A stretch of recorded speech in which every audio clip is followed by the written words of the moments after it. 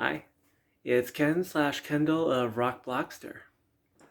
Now tonight I am reacting to the lineup announcement for Boston Calling 2025 and a little tiny minor update on my Cascada post.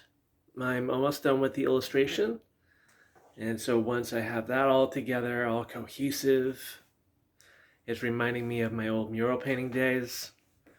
Once that's all together, boom, right on social, and I'm going to be sharing the links. If you want to check out my other r0ck posts, the link will be down below to the site. So when it comes to Boston Calling, the 2025 lineup just got announced yesterday. Just since I'm not as familiar with a lot of the... Stay away from that bright light. Just since I'm not as familiar with a lot of the country bands, country artists, I had no idea who Luke Combs was, or a lot of the musicians who are slated for day one. But still, I saw Sheryl Crow, and I've never seen her before, and so it'll be exciting to check her out live. She isn't touring this year, from what I've seen yet. And so that is particularly interesting. And Black Crowes, who I saw last spring, psyched for both. With Saturday, day 2 of Boston Calling, what stood out to me are all the emo and pop punk bands and singer Avril Lavigne and the Fall Out Boy, and going to be checking out the lesser known acts that lead up to that. And then day 3, let's call that 90s nostalgia. That's no slight against any of the musicians performing that day, but I do wonder where the concert promoters' heads were at. Like when you look at the Spin Doctors, TLC, Dave Matthews Band has held together all these years, and I still think of Under the Table Dreaming, their big 90s album. But even Tom Morello, they're more famous, more well-known, all for the work that they had done in the 90s, like Crazy Sexy Cool, the TLC album. And I just really miss that.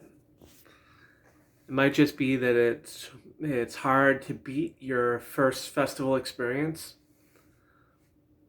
but I miss 2023's lineup, where I could see the Aces, followed by Fletcher, followed by Alanis Morissette. The day before, I'd find out who the Beaches are for the first time.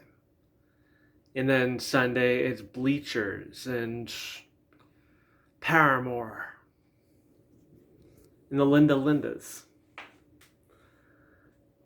What I'm trying to say is that I love when a lineup is just stacked. High quality, and I'm hoping that that is the case, because in 2024 I ended up coming across some great musicians. They weren't all well known, or I wasn't aware of some of them. I had no idea who Chapel Roan was until the whole audience was dancing Hot to Go in front of me.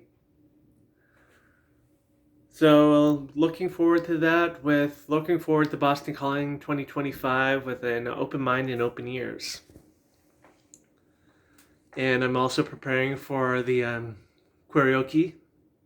This week I'm just looking at my cue card, my note card. So I'm going to be singing Train Kept a Rollin' as I work up to seeing Tom Hamilton's band. So Aerosmith themed.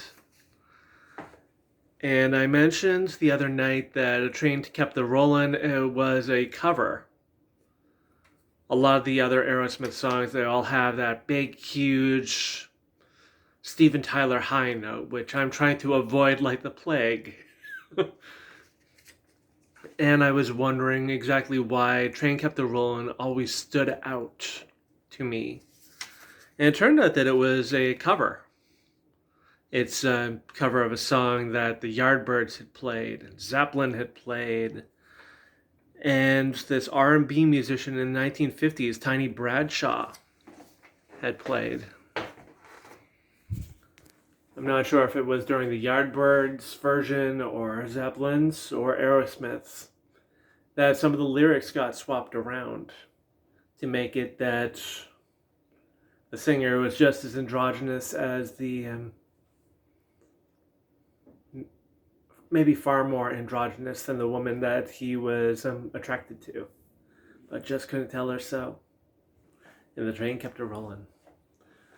Alright, so if you like this video, if you like Boston Calling, if you like Luke Combs, the TLC, Sheryl Crow, Tom Morello, any of those bands playing, I can send you to a link to the lineup down below. And have a good night. Comments, like, subscribe. Bye.